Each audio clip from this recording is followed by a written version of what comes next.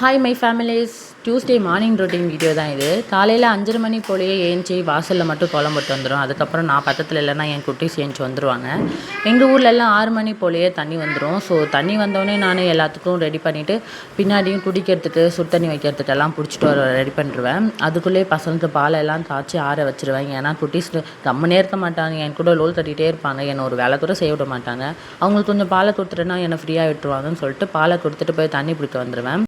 என் பையனுக்கு என்னன்னே தெரில, ஒரு 3 நாளாகவே ஜுரம் போகவே மாட்டுது. நானும் போகாத ஹாஸ்பிட்டல் கிடையாது. ஸோ அவனை பார்த்ததுலேயே கொஞ்சம் வேலையெல்லாம் இது பண்ண முடியல, வீடியோவும் எடுக்க முடியல. அப்புறம் அவனுக்குன்னு சொல்லிட்டு தனியாக சுட தண்ணி விட வச்சுட்டு அதுக்கப்புறம் அந்த தண்ணி வரத்துக்கு முன்னாடியே நான் துணியெல்லாம் துவைச்சிடுவேன். தண்ணி வந்தப்போ அதை அலசி அதையும் காய வச்சுருவேன்.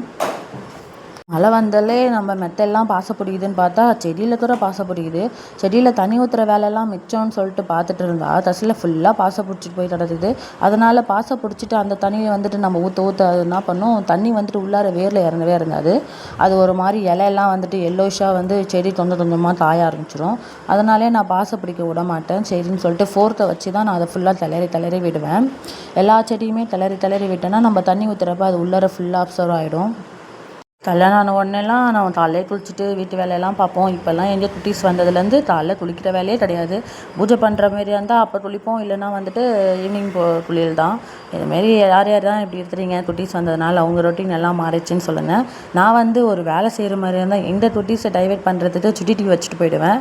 நீங்களும் அப்படி இருக்கிறீங்களான்னு சொல்லிவிட்டு வீடியோ பிடிச்சிருந்தா ஃபாலோ பண்ணிவிட்டு கூட ஒரு லைக்கும் போட்டு போங்க.